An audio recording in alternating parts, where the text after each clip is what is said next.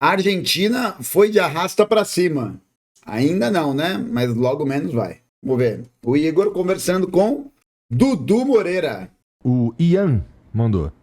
Sabemos que o Brasil e a Argentina são grandes parceiros econômicos no Mercosul.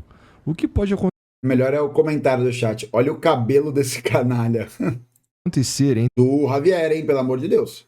entre essa relação econômica se o Javier Milei for eleito? Viva la liberdade, carajo! Já viu ele metendo essa? Claro, ele ia arrancando os negócios do... Afora! Afora! Afuera! Obviamente não vai ficar melhor do que tá, né? Vai ficar pior. E você... esse que é o grande problema, cara. Você sabe que vai ficar pior. Tu não tem nem medo de ficar melhor? Medo de ficar melhor? Puta merda. Tipo, não existe essa possibilidade na tua cabeça de ficar melhor. Medo não. Se ficar melhor, pô, que bom Pra se ficar quem, melhor, né? né? Pra quem vai Isso, ficar melhor? sim. Pô, de novo essa história, né? Sempre fica melhor. Sempre fica melhor. Alguém, não é? Não existe política econômica que dá errado. Presta atenção. Não existe política econômica que dá errado. Bom, o capitalismo falha? Ele falha? Ele não falha. Ele não falha. Não.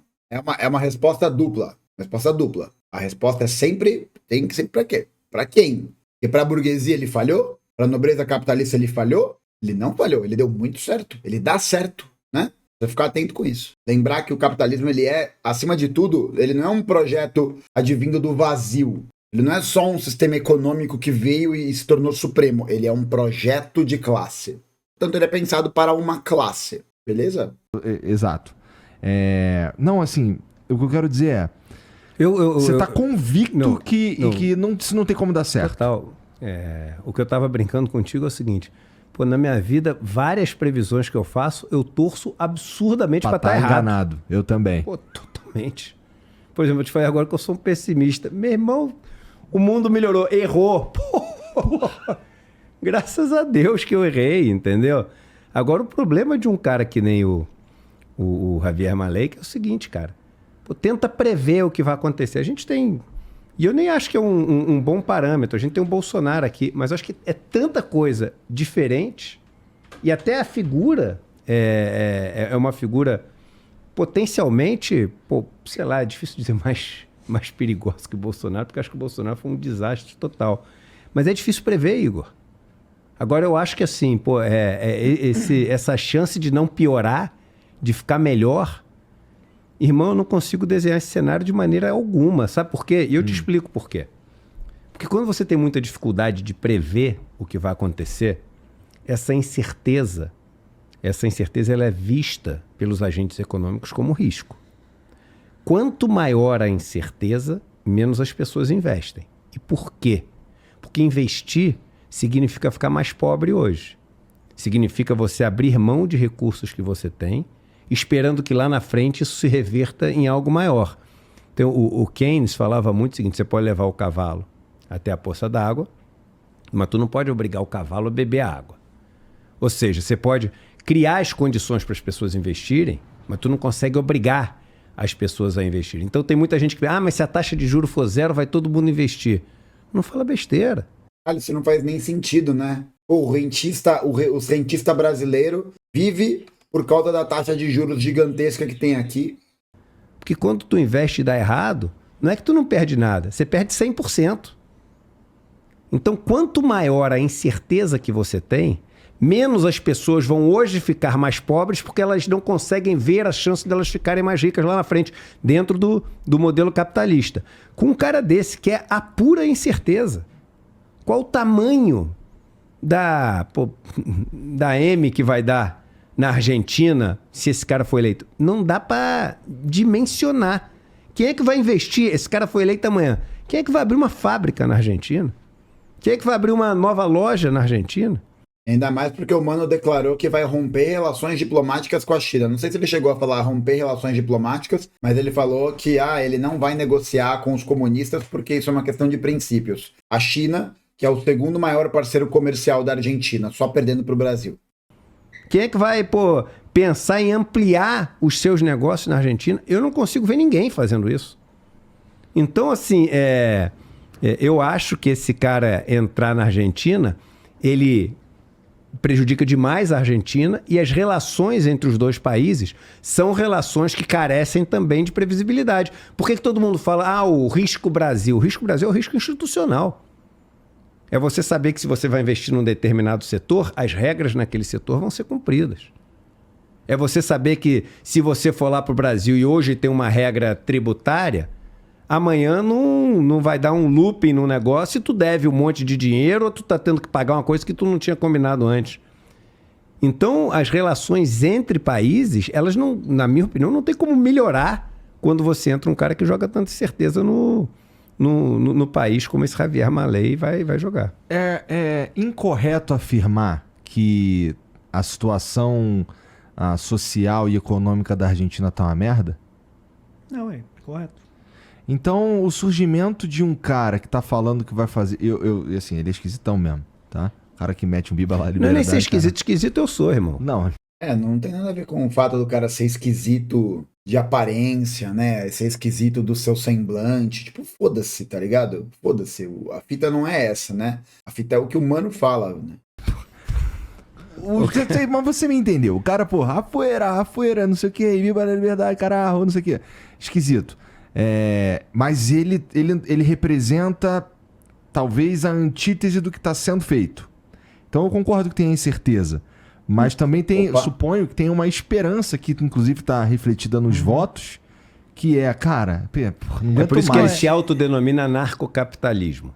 Que é o seguinte, eu quero quebrar todas as regras. Ana vem da negação, arquia de poder, né? Então é o seguinte, olha só, eu quero quebrar todas as relações de poder do capitalismo. Lorota. Claro que é lorota, né, porra? A galera fica falando dessa história de anarcocapitalismo, né? Como se pudesse existir capitalismo sem a função do Estado. O Estado é exatamente essa organização que viabiliza e garante a propriedade privada dos meios de produção. E garante a formação da categoria de propriedade. Isso é muito importante.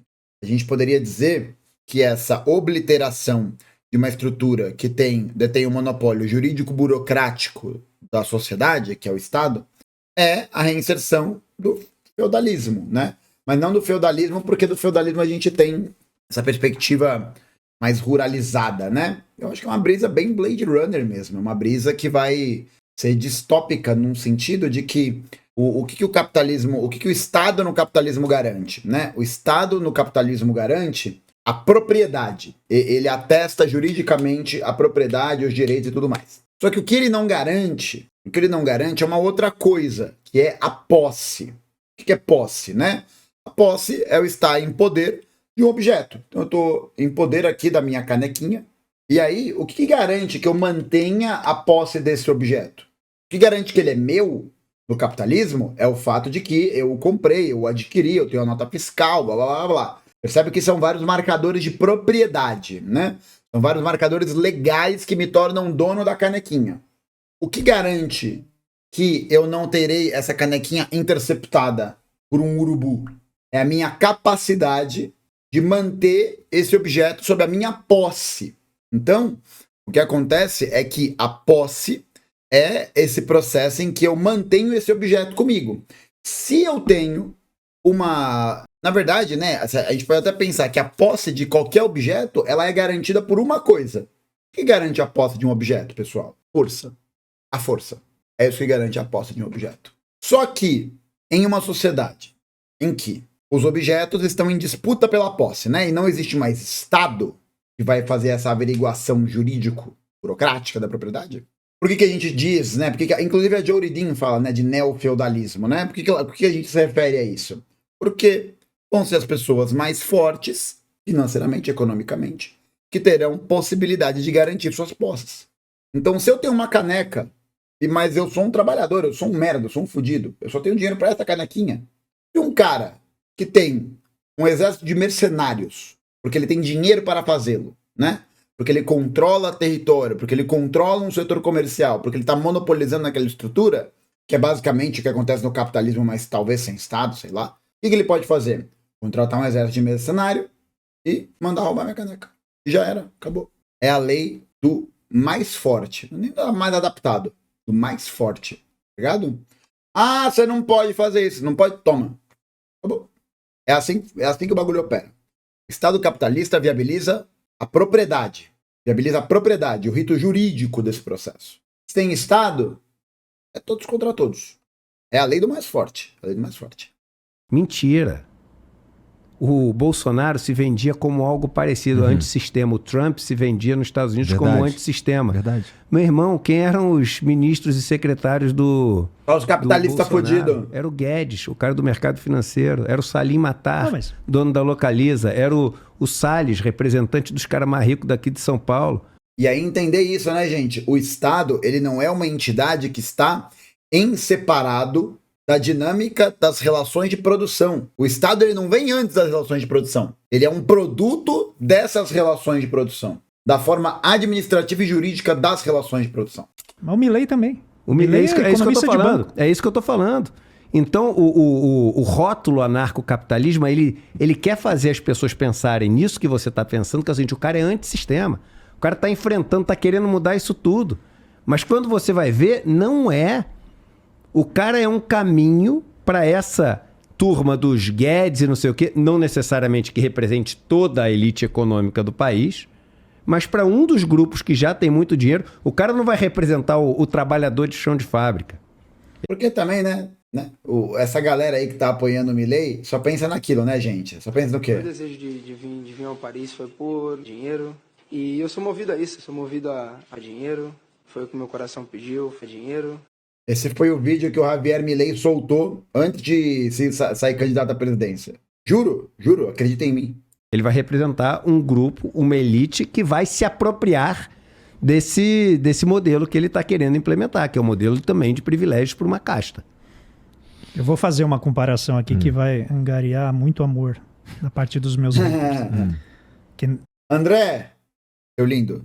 Você tem que cuidar muito bem dos haters, né? Muito bem. Se eu vier São os aqui que mais te acompanham, e não né? fizer essa fala, eles vão ficar chateados e decepcionados comigo. Mas eu prevejo ocorrer na Argentina a mesma coisa que ocorreu com o Bitcoin. Ah, e El Salvador. Eles vão fazer um governo para os ricos e os pobres vão chegar depois, vão perder e vão ficar com a vela no vento. E o resultado vai ser esse, porque não tem nada de novidade no que ele está propondo. A gente já sabe onde dá. É muito simples. Porque o que ele está propondo é tirar o Estado, e aí você vai ter melhorias em alguns pontos onde o Estado é inchado mesmo.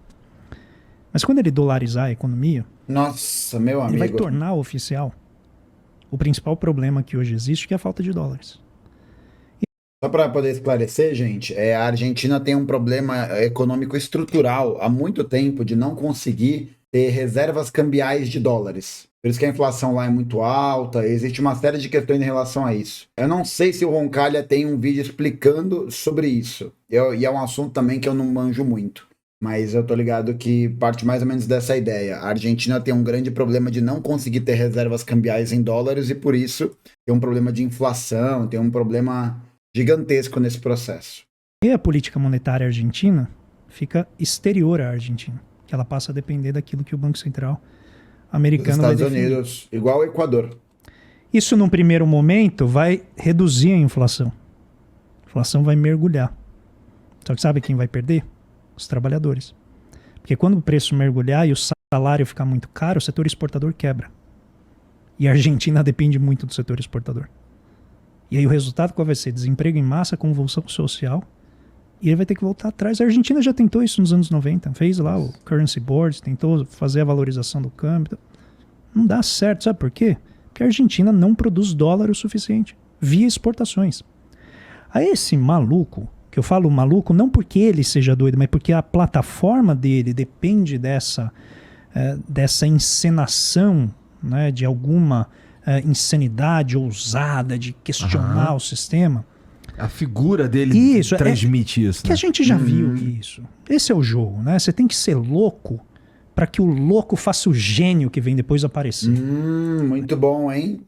Verdade, é isso. E aí, olha só que interessante. Quando você se pontua, se postura dessa forma, você rompe com uma dita barreira da normalidade. Você rompe com a barreira do tudo isso que tá aí. Você cria uma nova propensão a um novo dinamismo, né, da comunicação social, blá, blá, blá. Você vai criar esse processo. Muito interessante. Muito interessante. Então você põe o louco antes, porque isso chama a atenção. A gente já viu isso em vários países, em comediantes são eleitos e tal, para presidente. Ô Zelensky, como é que tá aí? Hã? Desviando dinheiro do Ocidente? É ou não é? Até a Globo já falou mal da contra-ofensiva ucraniana, né? Como diria meu camarada Euclides, né? A OTAN lutará até o último ucraniano. Agora vamos dar o foco da guerra para a África. Ó, como é bom o imperialismo, né? Como é bom. O resultado, inevitavelmente, vai ser, inicialmente, uma redução drástica da inflação, seguida por uma convulsão social. Supondo... E não estou aqui, mas ó o bate-bola, ó, o bate-bola. Careca Master, Careca Júnior. Ó, essa convulsão social abre espaço para um processo de, em caso de necessidade, fechamento de regime, em nome da normalização. Falaram ali que a vice dele é neta de militares, alguma coisa assim. E existe, na Argentina, essa ferida ela é muito mais tratada, existe um debate muito maior acerca disso, né? Os resquícios da ditadura militar, tá ligado? Existe esse processo, existe esse combate. A gente está falando de um processo de ampliação dessas contradições. Por que a galera curte o Javier Milei? Porque ele parece doido, porque ele fala coisas que parecem sem sentido, que é isso do louco da genialidade, não sei o que lá. Por quê? Porque a social-democracia argentina não consegue solucionar esses problemas. Não consegue, é muito mais complexo do que isso, né? Muito mais complexo do que eliminar ministérios. Pode apostar, pô, pode apostar. Vai dar merda. Vai dar merda, vai dar merda, vai dar merda, vai dar merda. Que ele consiga eliminar o Banco Central. Nossa. Supondo. Porque eu não acho que ele vai conseguir, não acho que é tão fácil da maneira como ele está vendendo. Entendeu? Então você dá a louca lá, fala um monte de coisa, promete para você ganhar, e depois que você ganha, você vai ter que negociar. Isso é exatamente o que ocorreu com o Bitcoin. Você faz o hype, aí quem chega antes ganha, e aí você fala, olha, tá na hora de vocês virem aqui enriquecer comigo. Aí quando chegam os outros, você sai fora. Enquanto tá na alta e deixa, né, as pessoas na baixa perdendo. E todo mundo, ó. Entendeu? Vai acontecer. O que eu tenho de amigo caiu nessa é brincadeira, viu? É brincadeira. E eu falava. E o NFT, e o Bitcoin, e o Dogecoin, e o Ethereum, e todas essas bosta aí. É fogo de palha, gente. É fogo de palha. Acontecer isso, exatamente o roteiro da narcocapitalista que a gente vê acontecendo em todas as iniciativas que esse pessoal tenta fazer de política pública. E o Flamengo? Resultado é que o pobre acaba perdendo mais. Entendeu? Então é uma solução absolutamente fantasiosa, mas que a sociedade argentina está cansada da alternância entre partidos de diferentes ideologias e o resultado ser sempre o mesmo. O que eu acho que é importante salientar é que a situação que a Argentina hoje está é resultado de um governo com características liberais mais moderadas do que o Milei representa, que fez a seguinte combinação para não deixar, né, algo muito técnico e árido. O Macri assume o poder e deixa a taxa de juros lá em cima para atrair capitais e atrair dólares, e investe pesadamente no setor de infraestrutura. Sabe por quê? Porque ele vem do setor de infraestrutura, todos os amigos dele são do setor de infraestrutura. Ah, não acredito. Não acredito que teve um efeitinho catraca e um lobbyzinho por parte do Macri. Ah, não. Gente, vocês vão falar pra mim que o governante no capitalismo é corrupto? Mas o MBL disse que não. Mas o MBL prometeu. Eu tô passada. Utilidade pública, inclusive o pai. Então ele investe pesadamente nessas áreas. Quando começa a faltar, né, as importações, não tem dinheiro para pagar tudo isso, ele faz uma jogada que é o quê? Garantir que essa taxa de juros elevada atraia capitais, ele não precisa controlar o câmbio. Não controla o que entra e sai de dólar. Aí lá pelo meio do governo ele começa a baixar o juro. Adivinha o que acontece quando um país periférico baixa o juro e diminui a rentabilidade dos títulos de dívida pública? Meu amigo, vai embora. Vai todo mundo embora. Todo mundo embora. E o último que sair apaga a luz. E aí, quando o dinheiro vai embora, o que acontece com a taxa de câmbio? Pá! Desvaloriza. Aí sabe o que acontece? baixa nele o espírito heterodoxo. Ele fala, vou controlar a capital. Acelera a fuga de capitais. Aí ele liga para o Fundo Monetário Internacional e fala assim, tem 44 bilhões de dólares para me dar aí? Por favor, eu queria tanto. Me dê, papai. Eu prometo que eu vou ajustar as contas. Eu juro, por favor. E aumenta o endividamento argentino tremendamente. Essa é a experiência liberal. Ai, ai, ai. Bom demais, hein? Vamos ver se tem mais coisa aqui. Ah, esse aqui eu vi a chamada. Olha, não, aqui tem várias coisas que dá pra gente ficar dias e dias. O Uber tem o direito o Uber tem o direito de explorar as pessoas. Ó, pra quem não sabe, eu tenho um curso no Classe Esquerda sobre uberização. Ó, eu tenho um curso que eu falo sobre uberização, história do neoliberalismo, uma breve história, uberização e sofrimento psíquico, né? Olha lá o Dudu. Exemplo aqui de um Uber, um motorista de aplicativo, se você conversar com eles, né, eles não sabem quanto que você está pagando a corrida. Eles só sabem quanto eles recebem. Não, acho que hoje em dia... Ah, não, é verdade. Eles sabem quanto eles recebem, eles não... É verdade, tá certo. Bom, pelo menos os que eu conversei me falaram que eles não têm ideia.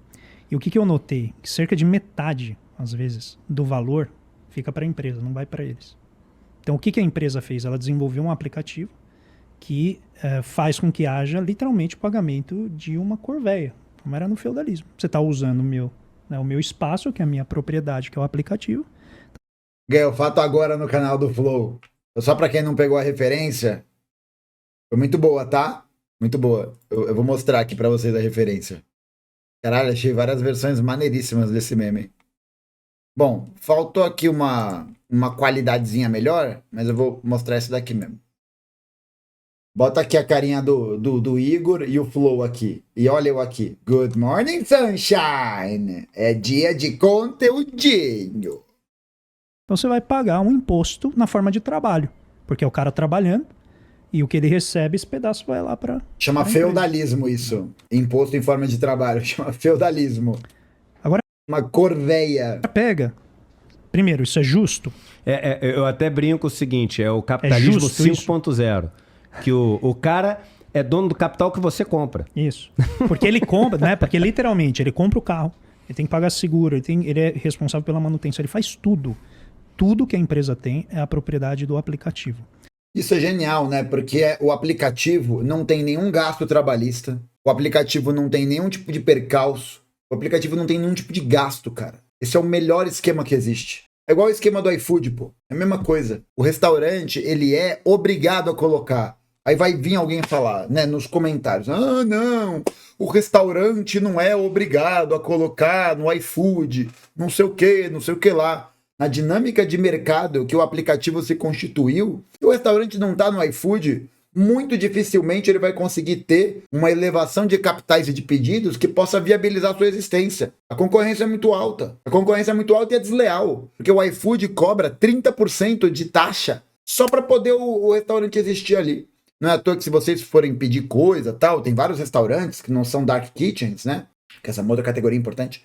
Tem o próprio aplicativo, que tem ali o próprio aplicativo, o próprio site, que você pede lá dentro do site. E aí você faz o pedido por lá, para tentar burlar esse sistema, mas o bagulho é muito sinistro, velho. Muito sinistro. E exatamente, e ainda tem gente que fala que espaço virtual, né? Acho que não dá nem mais para chamar de virtual, né? Espaço digital, que é diferente de virtual, né? Filosoficamente pensando, o espaço digital não reflete e não se insere na realidade material das dinâmicas sociais. É complicado, né? É complicado. Aí você pode falar assim, cara, eu acho que ele tem que receber alguma coisa. A minha pergunta é 40%, 50%? Entendeu? A nossa discussão é aqui, é o grau. Quanto que seria a remuneração adequada? A pessoa que acredita muito no livre mercado vai dizer, não, isso aí é a produtividade dele.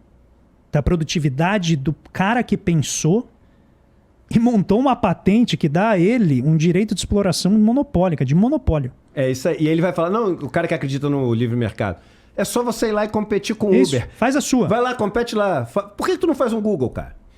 E aí não é à toa que o que a Uber faz? quando ela passa a ver que existe um processo de regulamentação do aplicativo, ela sai fora, porque aí ela vai ter que se colocar sobre várias regras trabalhistas, sobre várias regras que vão cortar o lucro dela, né? Na verdade, nem o lucro, né? Mas vão começar a apresentar percalços, porque a Uber em si mesma, ela não é uma empresa que é historicamente lucrativa. É o contrário. Ela é uma empresa que historicamente dá prejuízo. Aí vão vir os boy do livre mercado para falar, não, veja, a Uber é boa porque ela tá ganhando da concorrência. Ué, mas a lucratividade não é um sinal de que ela é uma boa empresa? Como é que ela se mantém de pé se ela não dá lucro? Muito simples, porque os venture capitals e os fundos de investimentos que investem na Uber, em outras empresas ao longo da história, gostam de modelo de negócio. Modelos de negócio que possam criar estruturas monopolizantes. Outro caso emblemático é o da Amazon. A Amazon, se eu não me engano, foi criada em 94, modelo de marketplace, né, de venda de livro. E ela só foi dar o seu primeiro balanço positivo, seu primeiro faturamento positivo, foi em 2004. Demorou 10 anos. Pergunta se tem qualquer livraria de esquina, qualquer lugar que tem investimento suficiente para poder sobreviver por 10 anos dando prejuízo. Pergunta. Não tem. Por quê? Porque o livre mercado funciona só para quem tem a possibilidade de tomar essas escolhas. E o pequeno empreendedor não tem. O pequeno empreendedor é obrigado a se subjugar a essa estrutura digital, a logística, a estrutura tributária, a estrutura bancária, a todas essas estruturas que são centrais dentro do capitalismo. Juro, a Uber dá prejuízo. Ó, vou até procurar aqui para vocês. Ó. Aqui, ó, desse ano. Uber sobrevive com prejuízo de 1,2 bilhões e sem nunca ter dado lucro. Essa notícia é de 2019, né? Então já faz algum tempo. Essa daqui é mais recente, ó. Lucro do Uber supera a projeção no trimestre, mas prejuízo fica em 9,4 bi de dólares. Demorou anos para dar lucros. Anos! É investimento no modelo de negócio, porque qual que era o modelo de negócio? Tirar todos os motoristas dos carros. Criar um aplicativo automatizado de serviço de motorista. A fase do dump, e aí o que a Uber faz, né? Esse é o lance. Ó, falaram muito bem aí de um termo que eu falo sempre, e é importante a gente lembrar dele. O termo dumping. O que é dumping? Dumping é quando você pega e coloca o preço do seu serviço abaixo do valor do mercado para você quebrar toda a concorrência. Cara, tem livro na Amazon, da Boitempo, que é mais barato que na Boitempo. Como caralho isso é possível? Como que isso é possível? Como que é possível uma empresa operar em prejuízo e vir lá o capitalista defender o livre mercado? Por quê? Porque o cara tem lobby, o cara tem gente no governo, o cara tem plano de assistência, de ajuda, de socorro, sabe? Tem tudo. E aí o negócio opera em prejuízo. Para quê? Para que você quebre toda a concorrência, e aí, no momento que o seu serviço se torna monopólio, ou quase monopólio, né? Porque vai ter gente que vai vir falar, ah, não, mas a Uber tem a 99, né? Ah, mas tem isso, tem aquilo. Cara, qual que é o tamanho da fatia de mercado? Qualquer. Não é que a empresa tem cacete para tancar esse prejuízo. Os investidores tancam esse prejuízo. E joga dinheiro. E joga dinheiro, até o bagulho rodar. Tá ligado? Da Amazon Prime é a mesma coisa. Ah, entrega grátis. Cara, como é que uma entrega pode ser grátis? Como que você consegue ter um custo de operação que é zero? Zero. Como? Dumping. É desse jeito. Não é isso. R$ 9,90 entregas o mês todo. Aqui, ó. Os investidores têm esperado pacientemente um retorno de investimento. A julgar pelo último informe trimestral, contudo, terão de esperar um pouco mais. Essa notícia aqui é de 2019, né? Aqui. A empresa de aplicativo teve lucro líquido de 595 milhões no quarto trimestre de 22.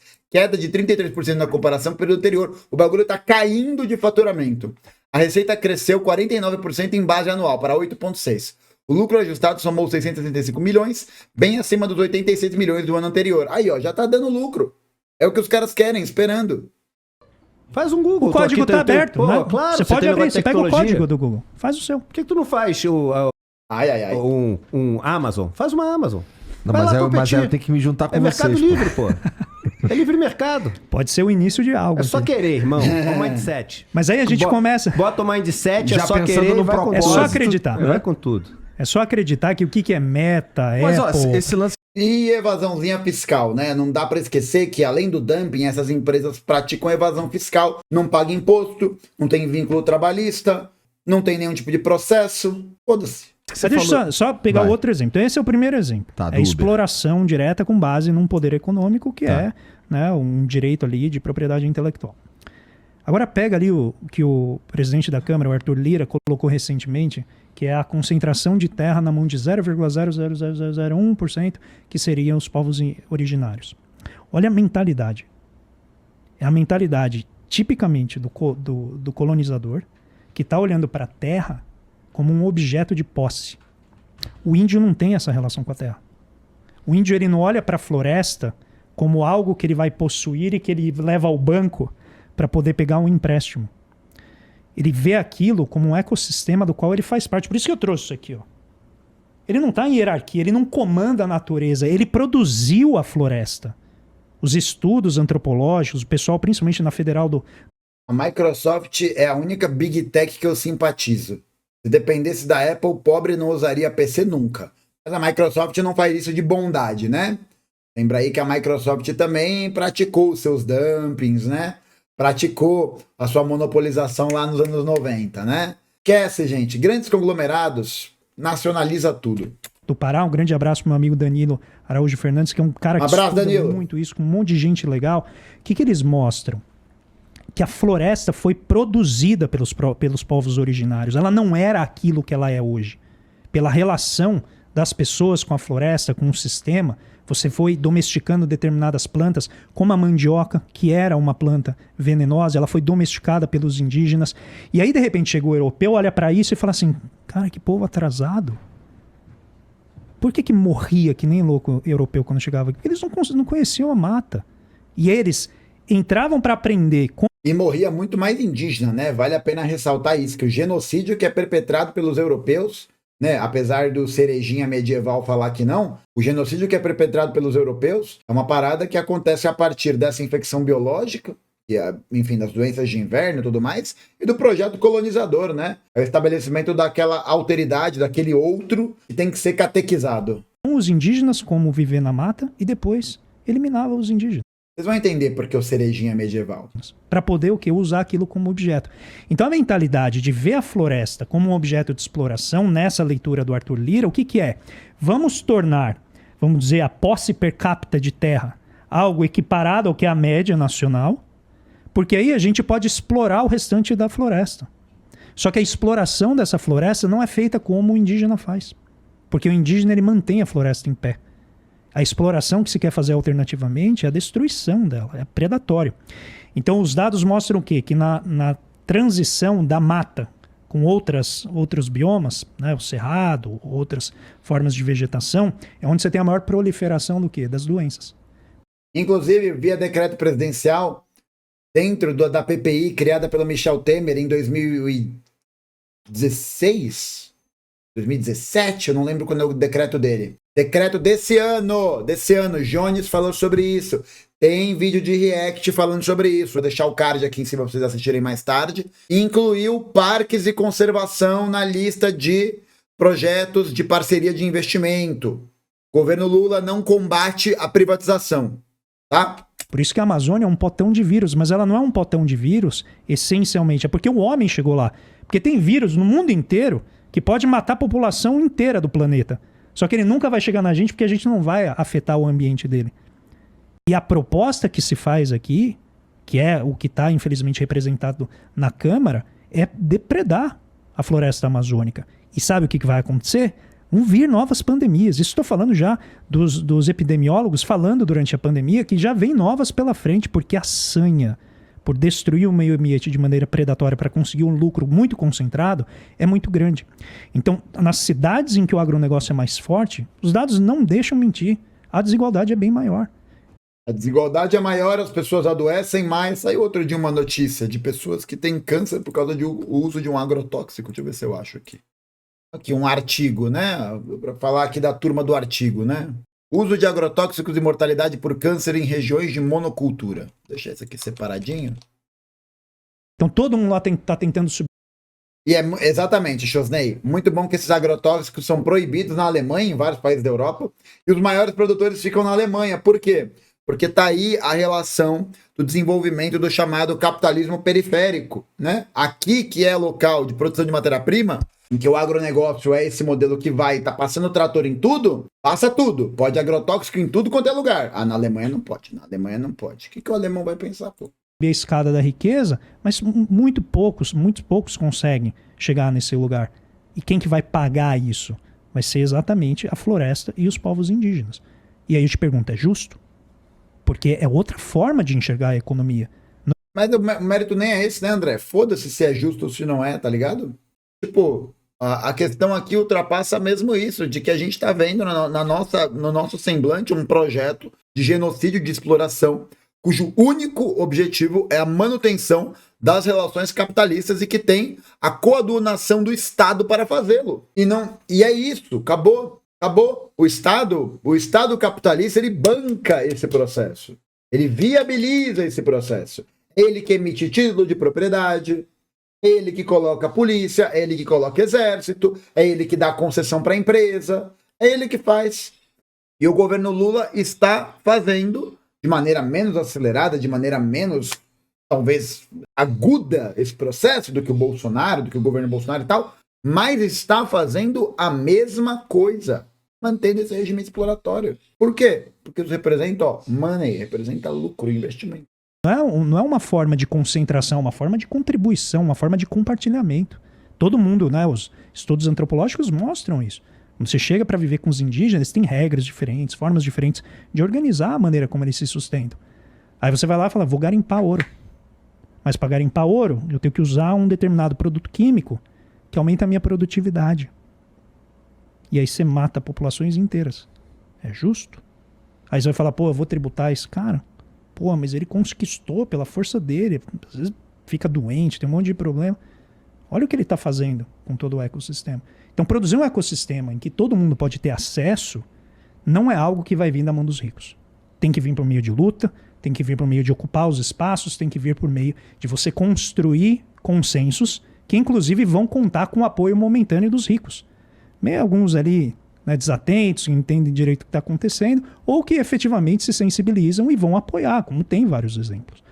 Então, eu acho que o modelo econômico é o que está em jogo. E aí, para finalizar, você falou, a gente está falando do Elon Musk, como ele deve ser remunerado pelo esforço, pelo risco que ele correu.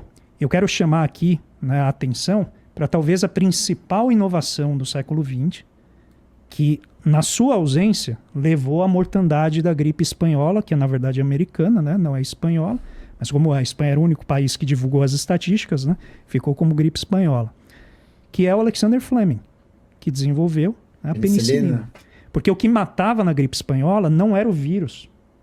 O vírus baixava a imunidade de uma bactéria e matava. E assim, exterminava generalizadamente. Esse cara desenvolve a penicilina, não faz patente, porque ele era um servidor público, ele era um professor de universidade, ele já tinha o salário dele, que eles chamam de tenure, ele já tinha lá a estabilidade, ele foi lá e fez. Seja de todos.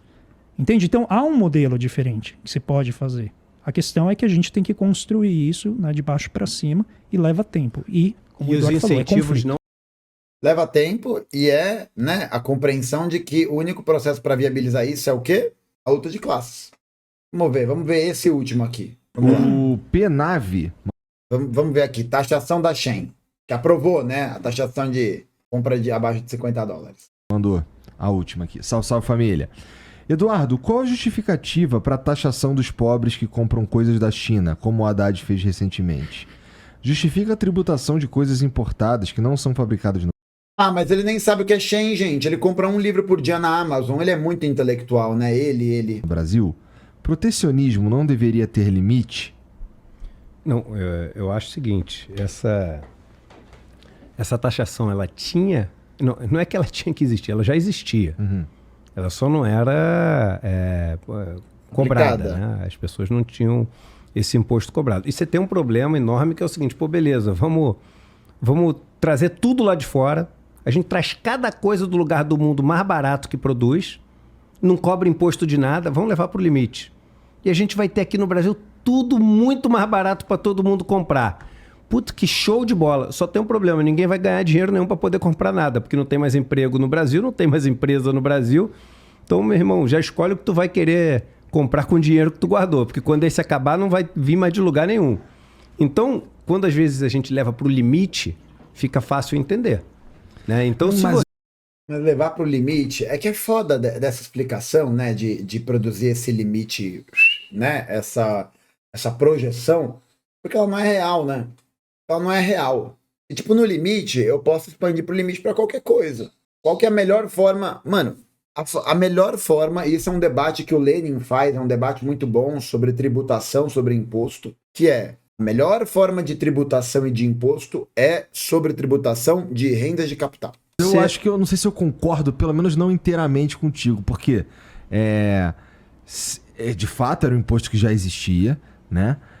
Tinha uma regra de isenção até $50. Alguma coisa assim e tal. Entre pessoas físicas. De pessoa para pessoa.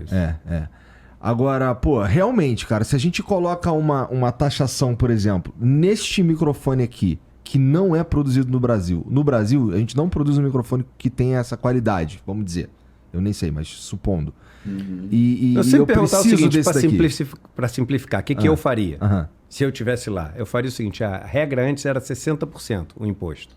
Eu falaria o seguinte, ó, esse negócio tem gente que paga, tem gente que não paga, do jeito que tá, tem um monte de empresas do Brasil que nunca vai ser viável competindo com esses caras que estão um tempão bancados pelo Estado. Então vamos fazer o seguinte, eu tenho 2 notícias boas para dar para vocês. A primeira notícia é que caiu de 60% para 40%.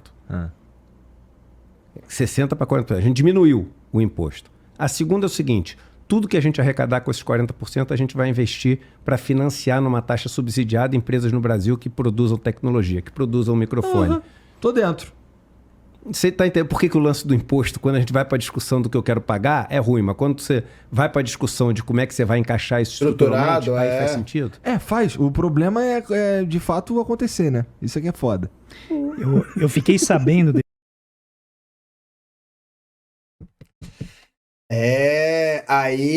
Aí o Igor deu um nó tático, né? Porque tá certo, né? Tá certo. Não adianta a gente fazer essas projeções, esses planejamentos, essas promessas. Tem que acontecer.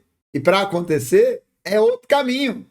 Pegou? Pô, Igor, mandou bem, hein? Pena que o Flamengo vai ser derrotado pelo Tricas. Pena, uma pena. Mas esse nó tático foi bom, hein? Já pode assumir o lugar de Sampaoli. Já pode assumir, porque dali também... esse imposto então, da pior maneira possível. Porque um amigo meu, polonês, cara super generoso e tal... Te mandou um presente. Ele me mandou um presente.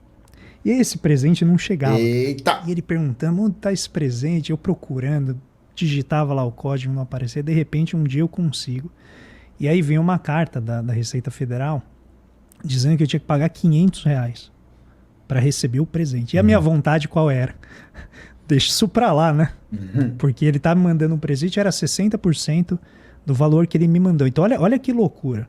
O cara me mandou um presente, inclusive tinha valor, né, afetivo, não era nada assim, mas eram uns discos de vinil, com umas camisetas. Aí os caras pegaram o valor que tinha na internet, que era o que eles encontraram, deram, ele inclusive deu o valor, porque ele falou, vou declarar, é coisa pequena, meteu 60% em cima daquilo, né?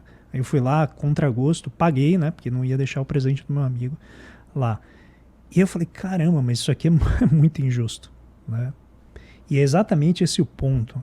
Ele é injusto porque ele é um imposto que ele adquiriu um efeito sobre a vida das pessoas que veio com uma mudança no padrão de comércio internacional que começou a ocorrer por meio dessas empresas chinesas.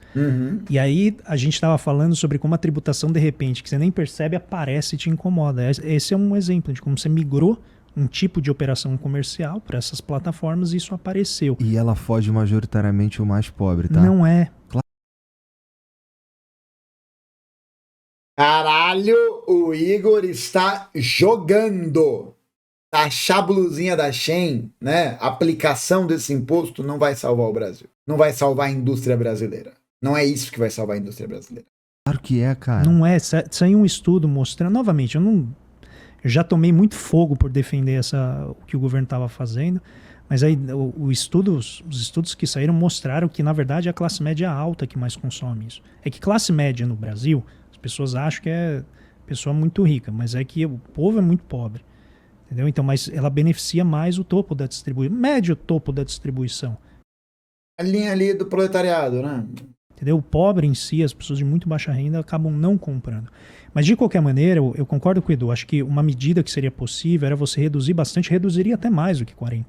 Reduziria para algo em torno de 15%, 20%, né? E aí você horizontaliza a cobrança de uma maneira mais adequada.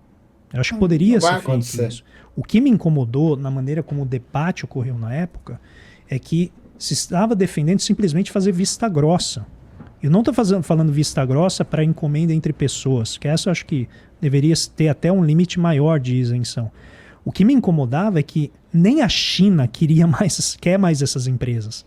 A China está literalmente tirando essas empresas de lá e essas empresas estão procurando outros lugares para ganhar dinheiro. E isso seria feito por meio do nosso país, burlando a legislação. Então, nisso que eu acho que a conformidade era importante e poderia gerar o debate de falar, vamos reduzir a alíquota? Beleza, vamos ter esse debate. Agora, fazer o debate simplesmente, não, faz de conta que não existe. Só porque a consequência é que as pessoas estão comprando a brusinha da Shein lá, que eles falavam. Entendeu? Eu acho que essa é uma maneira inadequada de se aproximar da política pública. E o resultado agora acabou sendo qual? Vai tributar com ICMS, IPI, né, de acordo com o estado, lá onde o bem for, e vão trabalhar em cima da conformidade, que no fundo dá essencialmente a mesma coisa. Só que com uma alíquota grande. Acho que essa alíquota tinha que ser bem menor.